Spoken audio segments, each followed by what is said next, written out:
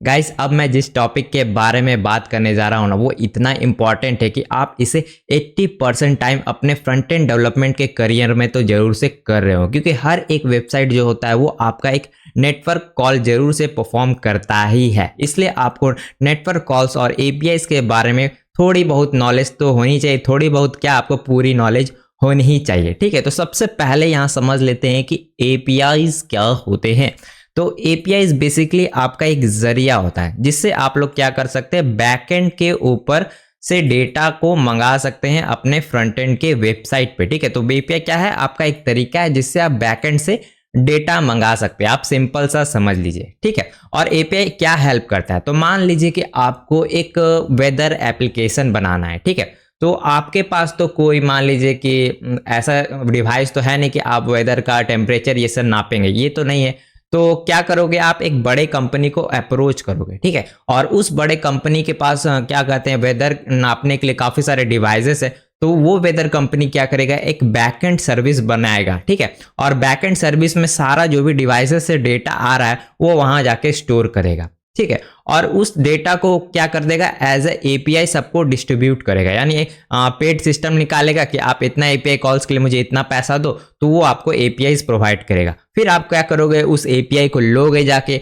और उस एपीआई से अपना वेबसाइट बनाओगे। ठीक है, तो ऐसा तरीके से आप थर्ड पार्टी एपीआई की मदद से अपना ज्यादातर वेबसाइट बनाते हैं। ठीक है, तो समझ लेते हैं कि बेसिक सा नेटवर्क कॉल हम लोग कैसे परफॉर्म कर सकते हैं। ठीक है, तो जावास्क्रिप्ट के अंदर एक आपको फेच एपीआई करके फंक्शन मिलता है। ठीक है, और इस फंक्शन के जरिए आप लोग क्या कर सकते हैं, नेटवर्क कॉल परफॉर्म कर सकते हैं। और कौन कौन से नेटवर्क कॉल आप परफॉर्म कर सकते हैं, तो बेसिकली आप लोग रेस्ट एपीआई में गेट परफॉर्म कर सकते हैं, पोस्ट, पुट, पैच, डिलीट, ये सब सारे चीजों को आप क्या कर सकते हैं, परफॉर्म कर सकते हैं। तो हम लोग एक एक करके सारी चीजों को समझेंगे। ठीक है, तो यहाँ पे एक वेबसाइट है जो कि मैं आपको बताना चाहता हूँ। ये जो वेबसाइट है ये आपको फ्री में प्रैक्टिस करने के लिए एपीआईज फ्री में प्रोवाइड कराता है। ठीक है, तो हम लोग इसी के एपीआईज को यूज करके एज अ प्रैक्टिस प्रोजेक्ट करेंगे। ठीक है, तो सिंपल मैं क्या करता हूँ, इस कोड को यहाँ से कॉपी करता हूँ। ठीक है, और कॉपी करके यहाँ पे कोड में पेस्ट कर देता हूँ। ठीक है,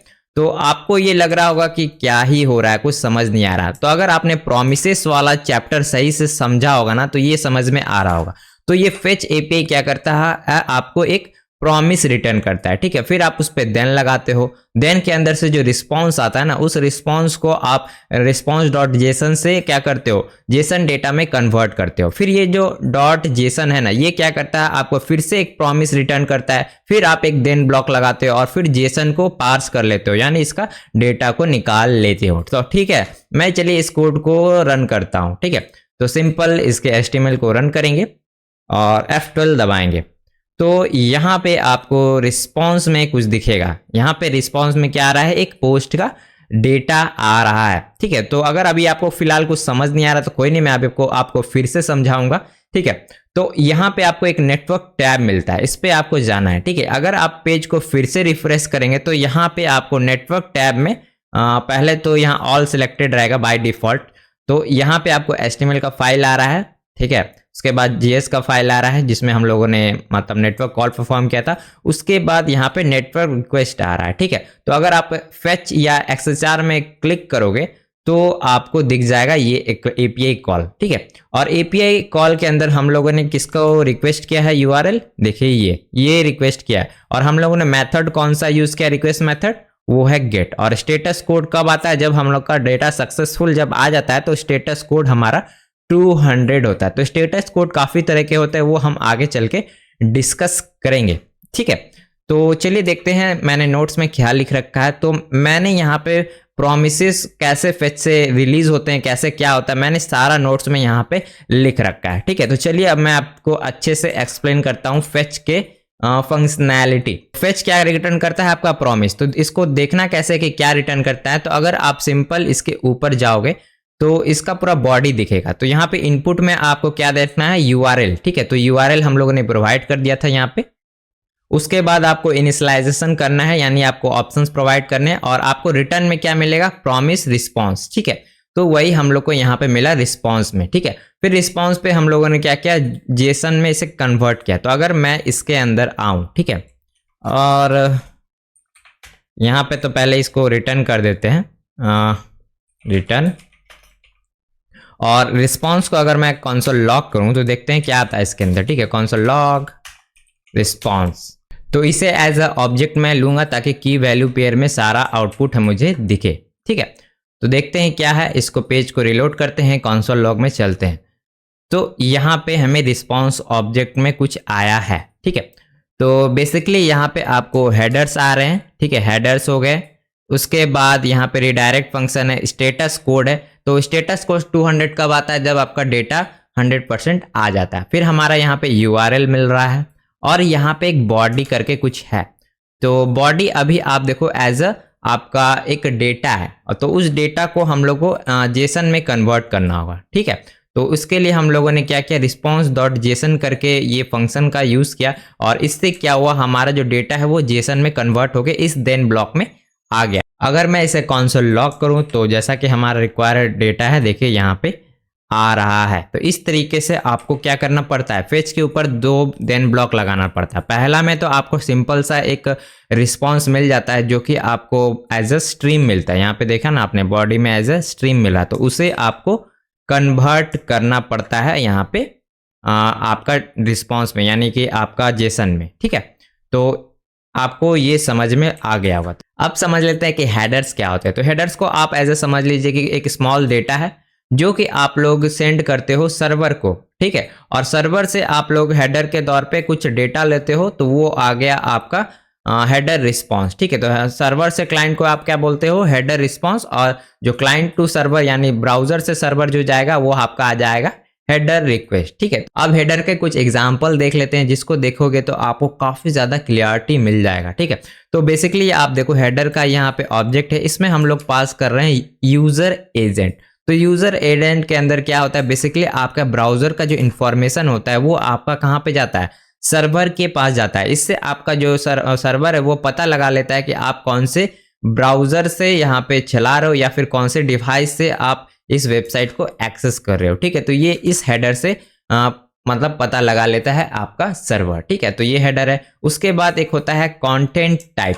तो कंटेंट टाइप बेसिकली आप कौन सा कंटेंट भेज रहे हो सर्वर को, वो आपको पता लगाने के लिए हेल्प करता है। तो ये डेटा से सर्वर को समझ में आ जाता है कि आप लोग एक जेसन डेटा भेज रहे हो सर्वर को, और सर्वर भी वही एक्सेप्ट करेगा कि आप जेसन भेज रहे हो, तो मैं जेसन जैसा पार्सर यानी कि उसको समझने का लॉजिक वो बैकएंड में लगा लेगा।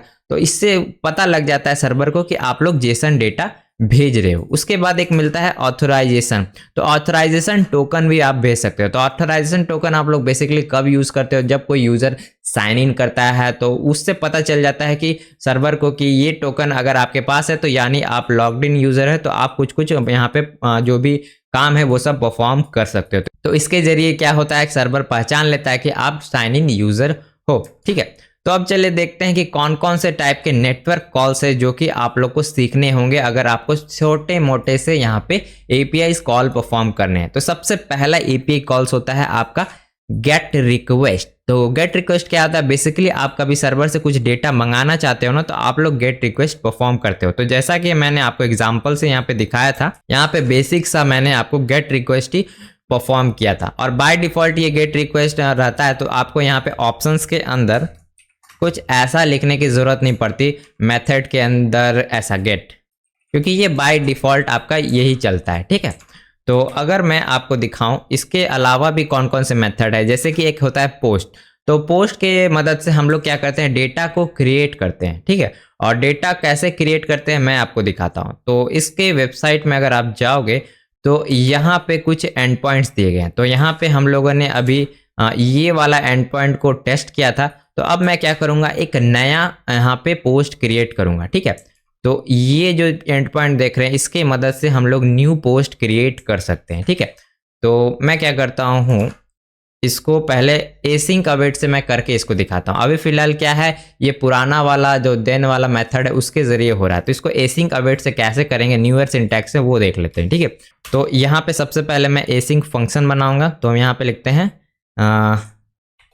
Const fetch post bye ID. ठीक है, और आईडी के लिए यहाँ पे मैं एज अ पैरामीटर में एक आईडी ले लेता हूँ। ठीक है, आईडी, और ये आईडी को मैं सिंपल इसके अंदर पास करूँगा, ठीक है। तो सिंपल एक कॉन्स्ट लेंगे, अवेट करेंगे, अवेट यहाँ नहीं होगा, यहाँ तो डेटा आएगा, तो यहाँ रिस्पॉन्स आएगा और यहाँ पे अवेट, ठीक है। और इसके बाद मैं सिंपल यही चीज़ को पूरा कॉपी पेस्ट यहाँ पे कर देता हूँ, ठीक है। तो यहाँ पे इशू बोल रहा है कि अवेट हमेशा उसको एसिंग फंक्शन चाहिए, तो यहाँ पे मैं एसिंग कर देता हूँ इस फंक्शन को, ठीक है। तो ये आपको न्यू सिंटैक्स है। तो अब जो हमारा आईडी आ रहा है ना, इसको हम यहाँ पे पास कर सकते हैं, ठीक है। तो सिंपल मैं यहाँ पे बैकटिक्स लगा लेता हूँ ताकि मैं इसके अंदर जावास्क्रिप्ट यहाँ पे रन कर पाऊँ, ठीक है। तो यहाँ पे सिंपल सा एक डॉलर जाएगा और यहाँ पे आईडी पास कर देंगे। तो अब क्या होगा, हम जो यहाँ पे आईडी पास करेंगे वो वाला मतलब पोस्ट आ जाएगा। तो यहाँ टू डूज की जगह पोस्ट मुझे चाहिए, तो पोस्ट का एंड पॉइंट मैं देख लेता हूँ, 1 मिनट। हाँ ये है, ठीक है, सही है। तो अब क्या करेंगे, गेट रिक्वेस्ट है तो इसकी ज़रूरत है नहीं क्योंकि ये बाय डिफ़ॉल्ट है, तो मैं इसे हटा देता हूँ, ठीक है। इसके बाद ये जो रिस्पॉन्स आ रहा है इसको हम लोग जेसन में कन्वर्ट करेंगे। तो डेटा यहाँ लिख देते हैं और रिस्पॉन्स डॉट, पहले तो अवेट करना होगा और रिस्पॉन्स डॉट जेसन करेंगे, ठीक है। तो यहाँ पे हमारा डेटा मिल जाएगा। फिर इसे हम लोग क्या कर सकते हैं, ट्राई कैच ब्लॉक में भी लगा सकते हैं, ट्राई कैच, ठीक है। और सिंपल इस कोड को यहाँ डालेंगे और यहाँ पे एरर को थ्रो कर देंगे या फिर लॉग कर देंगे, जो मन करे आप वो कर सकते हो, ठीक है। तो एरर को सिंपल यहाँ पे लॉग ही कर लेते हैं, ठीक है। तो ये एकदम नया वाला मेथड से मैंने यहाँ पे आपको करके दिखाया। तो पुराने वाले को एज ए रेफरेंस के लिए मैं कमेंट कर देता हूँ और यहाँ पे मैं लिख देता हूँ how to perform simple get request. तो गेट को कैपिटल कर देते हैं तो अच्छा से दिखेगा, ठीक है। और इस लाइन को बढ़ा देते हैं। तो ये डेटा को अब हम लोग चाहे तो लॉग कर सकते हैं, तो console.log, या फिर रिटर्न भी कर सकते हैं। तो रिटर्न कर देते हैं बेसिकली डेटा को, ठीक है। और इस मेथड को मैं कॉल कर लेता हूँ console.log। लॉग मैं इसलिए कर रहा हूँ क्योंकि मैं यहाँ पे डेटा रिटर्न कर रहा हूँ, तो जो फंक्शन को कॉल करूँगा तो डेटा मुझे आ जाएगा, ठीक है। तो यहाँ पे मैं फेच पोस्ट बाय आईडी और मुझे आईडी देना होगा। तो आईडी अगर मैं 1 देता हूँ और देखते हैं क्या आ रहा है रिजल्ट में। तो वापस से यहाँ पे चलते हैं और पेज को रिलोड करते हैं। तो मेरा लाइव सर्वर मतलब क्रैश हो गया, एक बार मैं फिर से इसको खोल लेता हूँ, ठीक है। अब ये सही काम करेगा, अब देखते हैं। तो यहाँ पे प्रॉमिस ही आ रहा है, तो 404 क्यों आया, शायद यहाँ पे कोई पोस्ट अवेलेबल नहीं है क्या। अगर इसको मैं खोलता हूँ, 1 मिनट, यूआरएल को यहाँ से 1 मिनट, इस यूआरएल को मैं उठाता हूँ और यहाँ पे मैं कुछ डालता हूँ। शायद ये अवेलेबल नहीं है, एंड पॉइंट सही है ना, 1 पे कुछ नहीं है, तो कुछ है नहीं। एक बार मैं इसके वेबसाइट पे जाता हूँ और यहाँ पे जो पोस्ट आ रहे हैं ये /1 करता हूँ। तो यहाँ पे एक दिक्कत हो गई, यहाँ पे एस भी होगा, एंड पॉइंट को मैंने सही से नहीं देखा था। तो अब ये सही काम करेगा। तो मैं वापस से सेम जगह पे आ जाता हूँ यहाँ पे और एक बार रिलोड करते हैं। तो अभी भी यहाँ पे प्रॉमिस दिखा रहा है। तो मेन दिक्कत मुझे लग रहा है कि मैंने यहाँ पे जो अवेट नहीं लगाया ना, तो अगर मैं अवेट लगाऊंगा तो फिर यहाँ पे एसिंक लगाना पड़ेगा, तो यहाँ पे गड़बड़ होगा। तो एक काम करते हैं, डेटा को यहाँ पे एक बार लॉग करके देखते हैं कि यहाँ पे तो डेटा आ रहा है कि नहीं। डेटा यहाँ पे लॉग, तो इस जगह तो आ रहा है, यहाँ पे इसलिए नहीं आ रहा है क्योंकि ये जो एसिंक फंक्शन है ये भी आपका क्या रिटर्न कर रहा है, एक प्रॉमिस रिटर्न कर रहा है। तो इसको भी हम लोग को अवेट करना होगा तो ये चलेगा। तो ये बड़ी दुविधा वाली बात है पोस्ट। या फिर एक काम कर सकते हैं कि पूरा एक ग्लोबल एसिंक फंक्शन बना देते हैं और उसी के अंदर सब कुछ रैप कर देंगे ताकि हम लोग सब कुछ यूज़ कर पाएँ, ठीक है। तो उसके लिए मैं क्या करूँगा, एक एनोनिमस फंक्शन बनाऊँगा, ठीक है। ये हो गया आपका एनोनिमस फंक्शन, ठीक है। और ये क्या होगा, आपका एसिंक होगा, ठीक है। और ये जो फंक्शन होगा आपका सेल्फ कॉलेबल होगा, इसको कॉल करने की ज़रूरत नहीं, ऑटोमेटिक कॉल हो जाएगा, ठीक है। अब इसके अंदर हम लोग चाहे तो ये पूरा परफॉर्म कर सकते हैं, ठीक है। तो अब इसको ये यहाँ पे अगर मैं अवेट लिखूँ तो डेटा आ जाएगा, ठीक है। तो बेसिकली पहले क्या हो रहा था, इसमें से क्या रिटर्न हो रहा था, प्रॉमिस रिटर्न हो रहा था, तो इसको हम लोग यहाँ पे लेके आ गए, ठीक है। तो अब ये काम करेगा मेरे ख्याल से, देखिए काम करने लगा ना। तो ये एक तरीका था जो कि आपको एसिंक लगाना पड़ता है पूरे ग्लोबल ऑब्जेक्ट में, ठीक है। तो उससे आप लोग ऐसा कुछ कर सकते हो। तो ये था एक बेसिक गेट रिक्वेस्ट। अब मैं आपको दिखाता हूँ कैसे आप लोग बेसिक पोस्ट रिक्वेस्ट परफॉर्म कर सकते हो। तो इसके लिए मैं क्या करता हूँ, एक पोस्ट का देख लेता हूँ कि स्ट्रक्चर कैसा है। तो अगर मैं APIs के पास जाऊँ तो यहाँ पे देखिए, यहाँ पे पोस्ट करने के लिए ये एंड पॉइंट है। तो इसको कैसा डेटा चाहिए, तो अगर हम किसी सेपरेट पोस्ट का डेटा देखें तो कुछ ऐसा डेटा चाहिए, ठीक है। तो इसी डेटा को मैं क्या करता हूँ, यहाँ पे कहीं पे स्टोर कर लेता हूँ, ठीक है। लिख देते हैं फॉर क्रिएटिंग न्यू पोस्ट, ठीक है। और यहाँ पे रिक्वेस्ट कौन सा होगा, पोस्ट रिक्वेस्ट यूज़ करेंगे। और सिंपल मैं यहाँ पे न्यू पोस्ट नाम से एक वेरिएबल बना के यहाँ पे डेटा को स्टोर कर रहा हूँ, ठीक है। अब मैं सिंपल क्या करूँगा, यहाँ पे जो टाइटल है इसको मैं थोड़ा चेंज करूँगा और यहाँ पे लिखूँगा डू सम कोडिंग, और यूज़र आईडी को 55 कर देते हैं, और अपना जो आईडी है इस पोस्ट का इसको मैं रख देता हूँ 555, ठीक है, 555, ठीक है। अब क्या करना है, हमें ये डेटा को भेजना है। तो मैंने नोट्स में आपको लिख रखा है, तो थोड़ा नोट्स को रेफ़र करते हैं। तो यहाँ पे हमें न्यू पोस्ट बना लिया। अब देखते हैं यहाँ पे हमें फेच कॉल बनाना है। तो अब मुझे क्या करना है, हेडर्स परफॉर्म करने हैं। हेडर्स की ज़रूरत पड़ेगी क्योंकि हम लोग को अपने मतलब क्या कहते हैं, सर्वर को बताना पड़ेगा कि कौन सा डेटा हम लोग भेज रहे हैं, ठीक है। तो मैं सिंपल जो ऊपर वाला एग्जाम्पल था ना उसी को कॉपी पेस्ट कर लेता हूँ ताकि थोड़ा जल्दी हो जाए, ठीक है।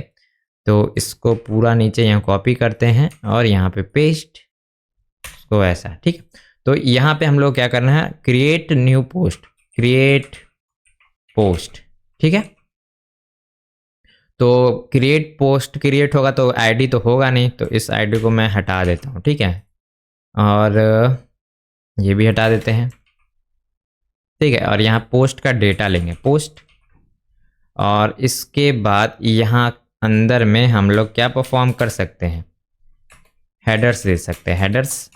और हेडर्स के अंदर हम देंगे कंटेंट टाइप, ठीक है, कंटेंट टाइप।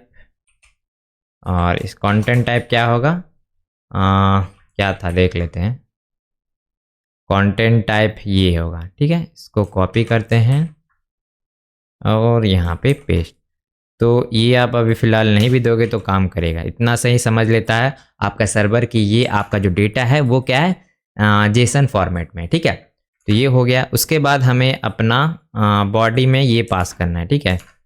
तो बॉडी लेंगे और ये जो अभी फ़िलहाल डेटा आप देख रहे हो वो कौन से फॉर्मेट में, वो है आपका ऑब्जेक्ट के अंदर। तो इसको मुझे क्या करना है, एज अ स्ट्रिंग पास करना है, यानी जेसन डेटा पास करना है, ठीक है। तो इसके लिए हम लोग यूज़ करेंगे जेसन डॉट स्ट्रिंगिफाई, ठीक है। तो ये क्या करेगा, ऑब्जेक्ट को स्ट्रिंग में कन्वर्ट करेगा। तो यहाँ पे मैं पोस्ट को पास कर देता हूँ, तो ये हो गया।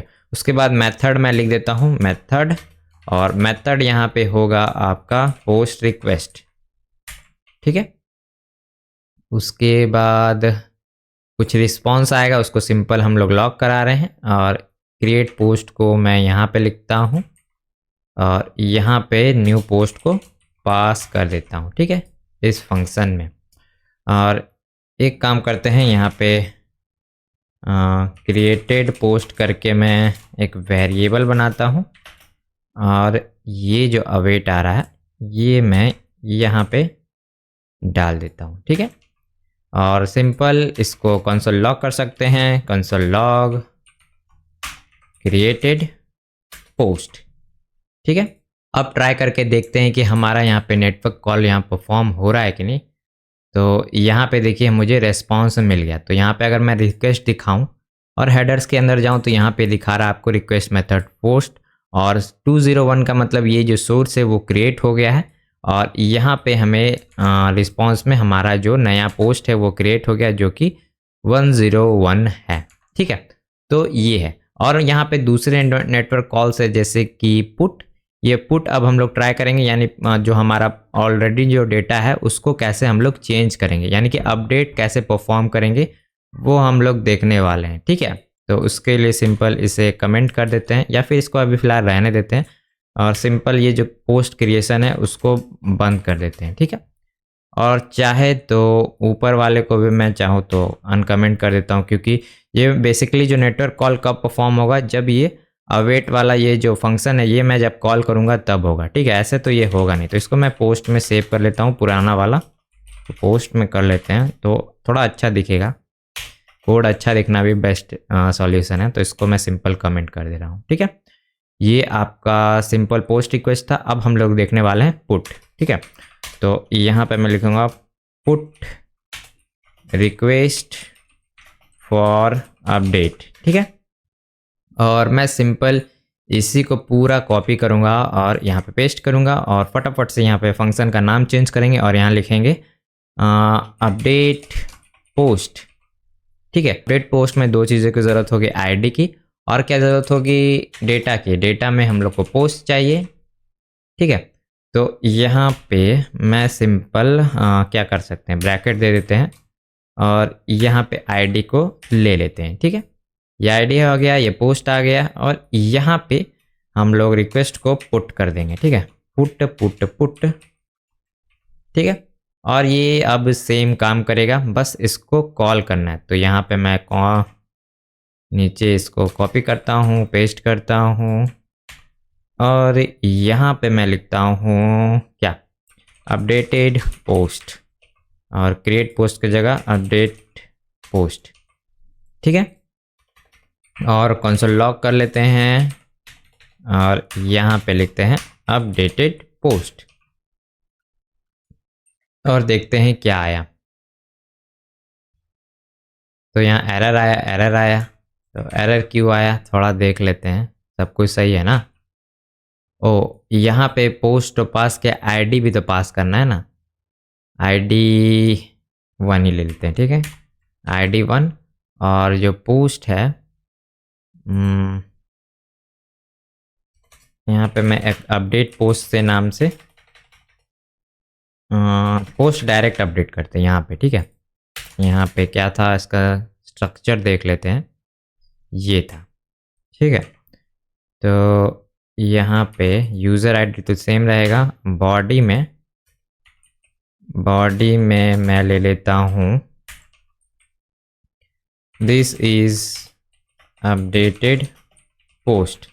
ठीक है, और ये यहाँ पे जाएगा। ठीक है, अब ट्राई करते हैं तो ये आ गया। ठीक है, तो अगर मैं पेज को रिफ्रेश करूँ और इसके वेबसाइट पे जाते हैं, 1 मिनट, और यहाँ पे लिखूँ पोस्ट 1, तो ये अपडेट नहीं हो रहा है, ये क्योंकि ये मिमिक कर रहा है। अगर रियल वाला डेटाबेस होता ना तो ये ज़रूर से आपका रिक्वेस्ट सक्सेसफुल हो जाता। अगर आप जाओगे नेटवर्क कॉल में, फिर आप देखो यहाँ पे क्या दिख रहा है, यहाँ पे पुट दे रहा है और पुट यहाँ पे सक्सेसफुल हो गया और रिस्पॉन्स में हमारा क्या आ गया, अपडेटेड यहाँ पे डेटा आ गया। ठीक है, तो इस तरीके से हम लोग पुट परफॉर्म कर सकते हैं।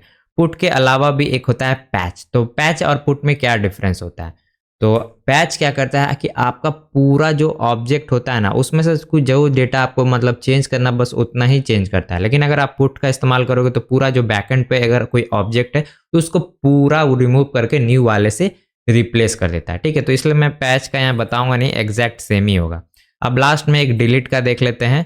ठीक है, तो डिलीट का कैसे परफॉर्म करते हैं, तो ये सब कॉमन ही है, आपको ज़्यादा आसानी लग रहा हो, कोई हार्ड वाला बात है नहीं। तो बस इसको मैं कमेंट कर देता हूँ और पूरा यहाँ से फिर से वापस से कॉपी करेंगे और यहाँ पे इस बार क्या परफॉर्म करना है, डिलीट। ठीक है, तो यहाँ पे लिखेंगे डिलीट पोस्ट।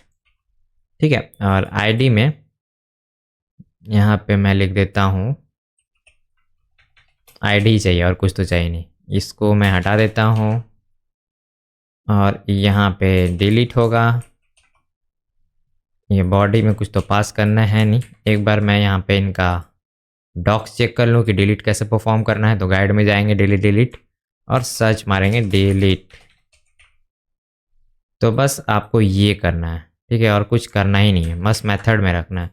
तो हेडर्स को भी हटा देते हैं और काम करेगा। बस एक काम रह गया, इसको कॉपी करते हैं इसके बाहर बना ही लेते हैं डिलीटेड पोस्ट, और यहाँ पे सिंपल अवेट करेंगे डिलीट पोस्ट और यहाँ पे आईडी पास करेंगे 1।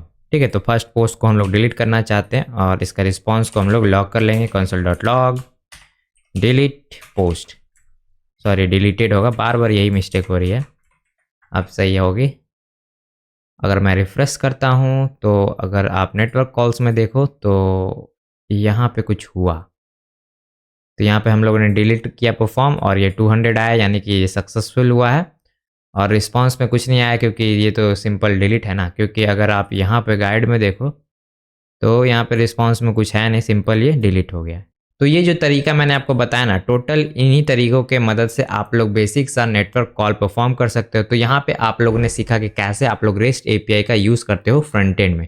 तो जितना भी चीज़ें मैंने यहाँ पे बताया ना, आपको बस इतना ही चीज़ों की ज़रूरत पड़ेगी बेसिक सा नेटवर्क रिक्वेस्ट परफॉर्म करने के लिए। ठीक है, तो अगर आपको कोई रियल वर्ल्ड यहाँ पे प्रोजेक्ट बनाना है जो कि ये चीज़ का आपका प्रैक्टिस करा दे नेटवर्क कॉल्स का, तो आप लोग क्या करो, इस प्लेलिस्ट में जाओ और यहाँ जो गिटहब प्रोफाइल मैंने बनवाया है ना, जिसमें मैंने आपको डेटा फैच करा के दिखाया है, ये वाला चीज़ आप देखो, आपको समझ में आ जाएगा। ठीक है, तो इसी वीडियो का कॉन्सेप्ट इस वीडियो में आपका लगेगा।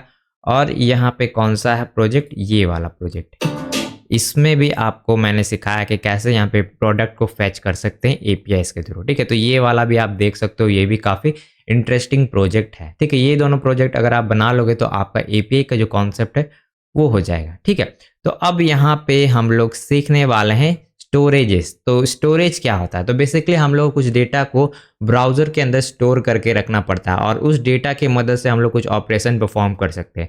तो जैसा कि अगर आप कुकीज़ का नाम आप अक्सर सुनते हो कि कुकीज़ से क्या होता है, बेसिकली आप उसमें एक यूज़र का डेटा स्टोर कर रखते हो और वो जो कुकीज़ जब आप अपने सर्वर को भेजते हो तो वो समझ लेता है कि ये यूज़र सही है, तो इस यूज़र को जो डेटा चाहिए उसका दिखा दो। ठीक है, तो बेसिकली कुकीज़ में आपका ऑथेंटिकेशन का टोकन्स रखा जाता है और उस टोकन की मदद से सर्वर डिसाइड करता है कि आप वही सेम यूज़र हो कि नहीं। तो अगर आपके पास किसी भी यूज़र का कुकी आ जाता है, फिर आप अपने ब्राउज़र के कुकी से अगर उसे रिप्लेस कर दोगे ना, तो आप उसी वेबसाइट को एक्सेस कर सकते हैं जो कि वो बंदा कर सकता था। तो कुकीज़ को सेफ रखना काफ़ी ज़रूरी हो जाता है। ठीक है, तो चलिए समझते हैं कि कुकीज़ को ऐसे एक्सेस करते हैं। ठीक है, तो यहाँ पे मैं आता हूँ यहाँ पे। ठीक है, और यहाँ पे मैं लिखूँ डॉक्यूमेंट, अरे भाई डॉक्यूमेंट डॉट कुकीज़।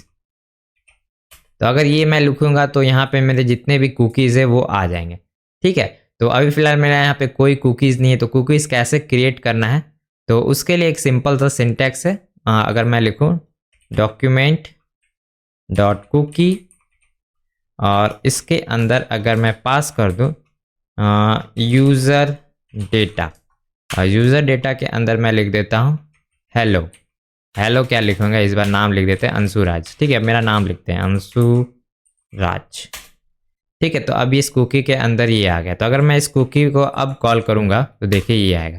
तो ये कुकी को आप कहाँ पे ब्राउज़र में देख सकते हो, तो अगर आप जाओगे यहाँ पे जो एप्लीकेशन का ऑप्शन है ना, इस पर क्लिक करोगे तो यहाँ पे काफ़ी डिफरेंट स्टोरेजेस हैं जो कि आप यहाँ पे देख सकते हो। एक है आपका लोकल स्टोरेज, एक है आपका सेशन स्टोरेज और एक है आपका कुकीज़। तो कुकीज़ पे आप जैसे क्लिक करोगे और इस पर क्लिक करोगे तो यहाँ पे आपको देखने को मिलेगा यूज़र डेटा के अंदर यहाँ पे ये स्टोर है। ठीक है, और इस कुकीज़ के ऊपर काफ़ी सारे और भी चीज़ें हैं, जैसे कि अगर आप यहाँ पे देखो तो डोमेन कौन सा है, कौन से मतलब वेबसाइट के लिए कुकी है, यहाँ पे ये है। उसके बाद पाथ मतलब कि ये कौन सा यूआरएल के लिए कुकी है, जैसे कि ये यूआरएल जो लास्ट में जो पाथ है इसके लिए है। ठीक है, उसके बाद एक होता है एक्सपायर, तो कितना टाइम में ये जो कुकी है वो एक्सपायर होगा, वो हो गया।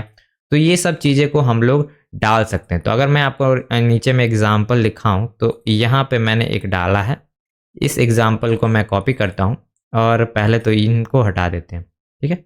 वापस से कंसोल लॉग में आते हैं और इसको मैं पेस्ट करता हूँ। तो अब देखिए मैंने क्या किया है, सिंपल आज का डेट से इतना सेकंड आगे का मैंने एक्सपायरेशन सेट किया है। तो आज कितना डेट हो रहा है, 11 मार्च 6 बज रहे हैं, ठीक है। तो ये क्या होगा, 1 बजे के समय तक ये चलेगा, वैलिड रहेगा ये कुकी। तो अगर मैं अब जाऊँ वापस से एप्लीकेशंस के अंदर और पेज को एक बार रिफ्रेश करूँ, ये तो नहीं आया। फिर से एक बार देख लेते हैं क्यों नहीं आया। मैं भी ना इतना गड़बड़ कर रहा हूँ कि क्या ही बताऊँ। डॉक्यूमेंट में होगा ना, डॉक्यूमेंट में सेट होगा, डायरेक्ट तो होगा नहीं। तो लिखेंगे डॉक्यूमेंट डॉट कुकी, ठीक है, और उसके बाद ये सेट करेंगे। तो सब कुछ सही लग रहा है क्या? ट्राई करते हैं अब। यहीं पे कंसोल लॉक कर लेते हैं ना, तो ना मेहनत कौन करेगा। डॉक्यूमेंट फिर से लिखेंगे डॉक्यूमेंट डॉट कुकी, एक वो ज़्यादा बढ़ गया। हाँ, तो ये सिर्फ यूज़र नेम स्टोर हुआ। तो अगर मैं वापस से जाऊँ एप्लीकेशन में और यहाँ पे देखिए आपको एक्सपायरी डेट भी मिल रहा है, देखिए मिल रहा है ना। तो इस तरीके से आप लोग एक्सपायरी डेट सेट कर सकते हैं। तो और भी कुछ कुछ यहाँ पे पैरामीटर्स है, जैसे कि आपको पाथ क्या देना है कि किस डोमेन पे ये चलेगा। जैसे कि आपका कोई मल्टीपल वेबसाइट के अलग अलग सेक्शन होते हैं। एक वेबसाइट का सेक्शन में आपको कोई वीडियोस का सेक्शन होगा, तो वीडियोस के लिए अगर आपको कुकीज़ चाहिए तो आप उसके लिए कुकीज़ स्टोर करा सकते हैं। तो उसके लिए आपको पाथ का यूज़ करना पड़ेगा। और स्पेसिफिक डोमेन, जैसे कि कोई डोमेन है xyz.com या फिर doSomeCoding.com, तो उसका लिए अगर स्पेसिफिक अगर आपको डोमेन प्रोवाइड करना है तो यहाँ से आप कर सकते हो, ठीक है। तो ये कुछ टर्म्स है। अब कुकी रीड करने के लिए एक सिंपल सा मैंने एक बेसिक सा एग्जांपल रखा है। तो अगर इस कोड को मैं कॉपी करूं और यहाँ पे पेस्ट कर दूं, तो पहले तो क्लियर कर देता हूं, क्लियर करते हैं यहाँ से और यहाँ पे पेस्ट करते हैं ये कोड। तो ये कुकी यहाँ पे हमको दे देगा। तो अगर मैं यूज़र नेम के जगह यहाँ पे कुछ और लिखूँ, तो हमारा दूसरा कुकी क्या था, यूज़र डेटा, यूज़र डेटा। तो इसको वापस से मैं कॉपी करके यहाँ पेस्ट करूँ और यहाँ पे लिखूँ यूज़र डेटा, यूज़र डेटा, और यहाँ भी यूज़र डेटा, और लास्ट में ये भी यूज़र डेटा, ठीक है। इसको रन करते हैं। तो यूज़र डेटा के अंदर मैंने कुकी के अंदर अंशुरा स्टोर किया था, तो ये आ गया। तो ये जो लॉजिक देख रहे हैं, इसके लिए आप लोग काफ़ी सारे लाइब्रेरीज मिलते हैं, उनका यूज़ कर सकते हो। तो ये मतलब कुकी के लिए तो मैं इतना ज़्यादा कोड नहीं लिखता, मैं किसी लाइब्रेरी का यूज़ कर लेता हूँ। जैसे कि अगर आप npm का कुछ पैकेजेस यूज़ करते हो, जैसे कि लिखो npm कुकीज़, ठीक है।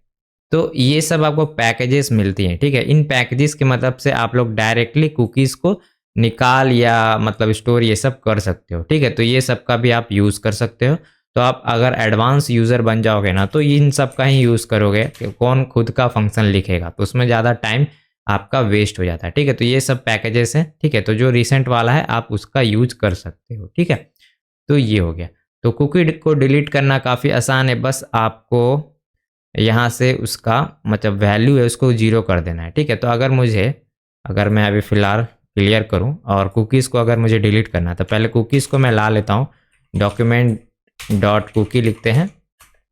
तो अगर मुझे यूज़र डेटा वाला कुकी को रिमूव करना है, तो मैं लिखूंगा डॉक्यूमेंट और इक्वल टू दे के मैं कुकी का यहाँ पे नाम लिखूंगा यूज़र डेटा और ब्लैंक छोड़ दूंगा, ठीक है। तो इससे क्या होगा कि कुकी शायद रिमूव हो जाएगा। रिफ्रेश करते हैं तो इससे सिर्फ वैल्यूज ही रिमूव की होगी, कुकी तो डिलीट हुआ नहीं। तो ये वाला जो सिंटैक्स है जिसमें डेट है वो भी ट्राई कर लेते हैं, ठीक है।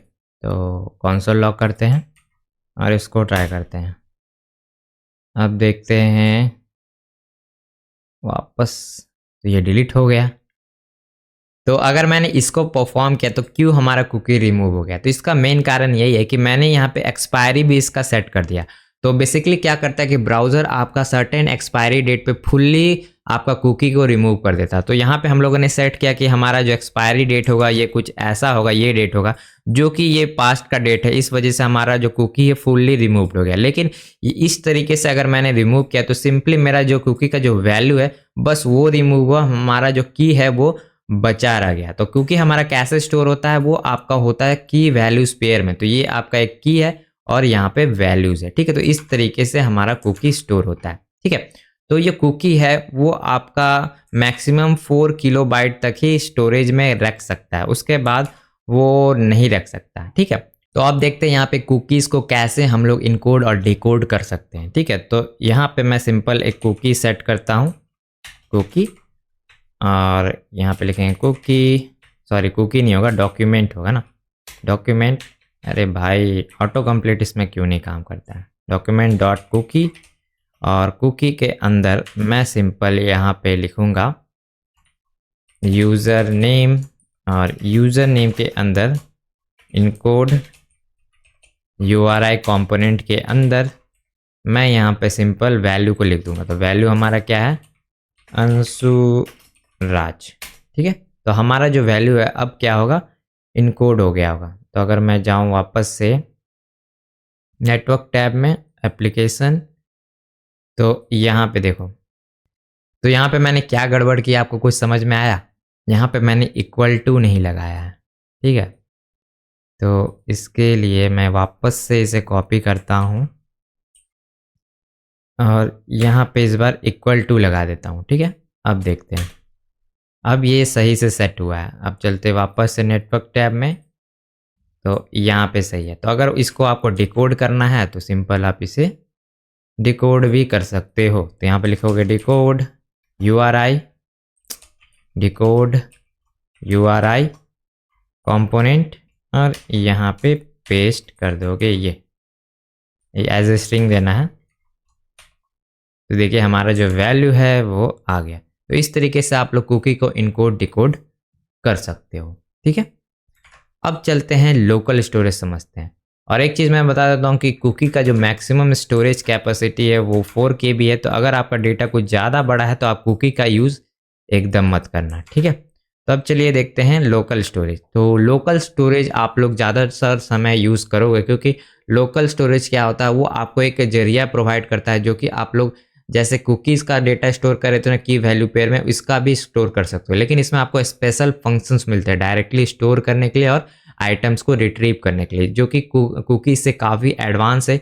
और आपका जो कुकीज़ का जो डेटा है वो एज अ हेडर आपके मतलब सर्वर तक हर बार जाते रहता है, हर बार सर्वर के पास जाते रहता है। लेकिन अगर आप चाहते हो कि आपका डेटा मतलब सर्वर को बार बार ना जाए, आपके लोकल स्टोरेज पे ही रहे, मतलब ब्राउज़र के अंदर ही रहे, तो आप उस केस में लोकल स्टोरेज का यूज़ कर सकते हो। क्योंकि लोकल स्टोरेज का जो डेटा है वो आपका सर्वर कॉल में नहीं जाएगा, यानी हेडर्स के तौर पे नहीं जाता है, ठीक है। तो चलिए समझते हैं कि लोकल स्टोरेज कैसे हम लोग सेट कर सकते हैं। तो ठीक है, तो ये भी आपका की वैल्यू पेयर के टर्म में काम करता है। तो आप लोग सिंपल यहाँ पे यूज़ कर सकते हो लोकल स्टोरेज का। तो मैं पूरा क्लियर कर देता हूँ, local storage dot set item, ठीक है। तो यहाँ पे हम लोग को आइटम को सेट करना है। तो पहले हम लोग को की प्रोवाइड करना होगा। की में मैं लिख देता हूँ नेम, और यहाँ पे जो वैल्यू है, वैल्यू में लिख देता हूँ अपना नाम अंशु राज, ठीक है। अब मैं लोकल स्टोरेज को कॉल करूँगा, local storage dot gate item, ठीक है। और यहाँ पे आपको की देना होगा। तो की क्या था हमारा, नेम। तो मुझे यहाँ पे अपना वैल्यू मिल गया, ठीक है। तो इस तरीके से आप लोग आइटम को सेट और गेट कर सकते हैं। तो अब हम लोग देखते हैं कि हम लोग आइटम्स को कैसे रिमूव कर सकते हैं। तो वो भी काफ़ी इजी है। तो सिंपल लिखेंगे local storage dot remove item, और उसके बाद आपको सिंपल यहाँ पे की प्रोवाइड करना है।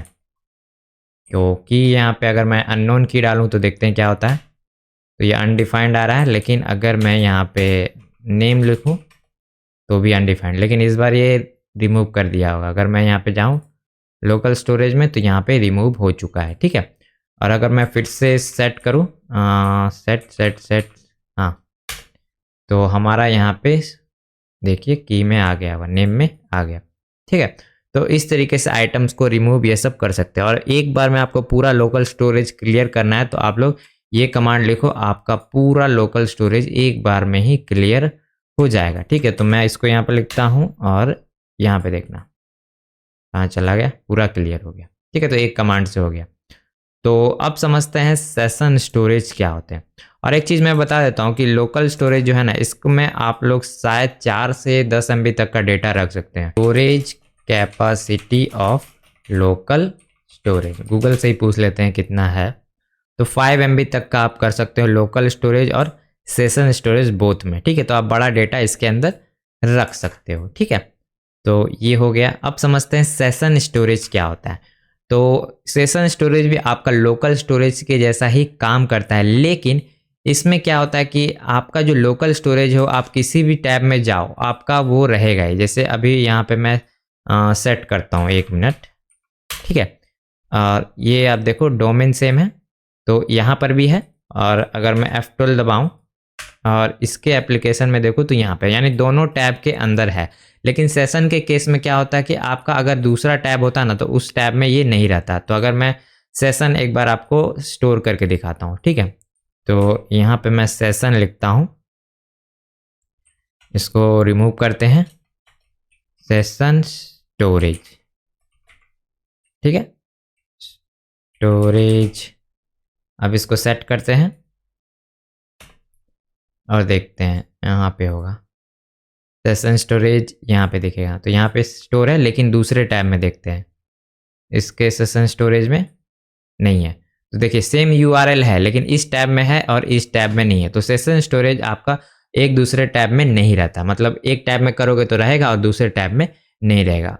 तो ये क्या होता है, अगर आप मतलब इसे क्लोज कर दोगे टैब को तो आपका सेशन भी उड़ जाएगा। ठीक है, ऐसा रहता है। लेकिन लोकल स्टोरेज अगर आप मतलब टैब को बंद भी कर दोगे तो वो रहेगा। तो अगर मैं इसको बंद कर देता हूँ और वापस यहाँ पे मैं सर्च करता हूँ, मतलब लिंक सेम उठा लेते हैं, याद तो नहीं था मुझे, यहाँ से कॉपी करेंगे और यहाँ पे डालेंगे, तो आप देखना इसका जो लोकल स्टोरेज है वो रहेगा, लेकिन सेशन तो उड़ गया है, यहाँ पे लोकल में सेम है। ठीक है, तो ऐसा कुछ काम करता है। उसी तरीके से आपका सब कुछ सेम रहेगा, जैसे gate item, set item, session और लोकल स्टोरेज का सेम ही काम करता है। तो होप से आपको डिफरेंस दोनों के बीच में समझ में आ गया। और यहाँ पे मैंने लिख दिया है कि किस केस में आपको क्या करना है।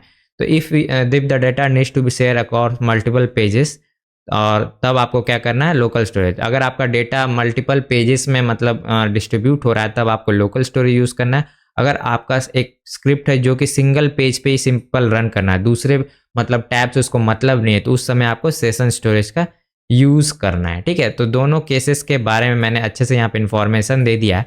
तो जो भी केस आपको पसंद आए आप उसे यूज़ कर सकते हो। और मैंने बताया ना कि कौन सा प्रैक्टिस आपको करना है इस प्रोजेक्ट में, तो आप लोग इस प्रोजेक्ट को बना लेना और ये गिटहब वाला बना लेना। ये दोनों प्रोजेक्ट अगर आप बना लोगे तो इस टॉपिक का आपको पूरा अंडरस्टैंडिंग एकदम अच्छे तरीके से हो जाएगा। तो होप से आपको API और नेटवर्क कॉल्स और स्टोरेज के बारे में पूरा इन्फॉर्मेशन अच्छे तरीके से मिल गया होगा। अगर मिल गया है तो वीडियो को लाइक करना है, और चैनल पर नहीं है तो भाई चैनल को सब्सक्राइब करो और इसी तरीके से वीडियो को देखते रहा करो। तो मैं मिलता हूँ आपसे नेक्स्ट वीडियो में, तब तक के लिए बाय बाय।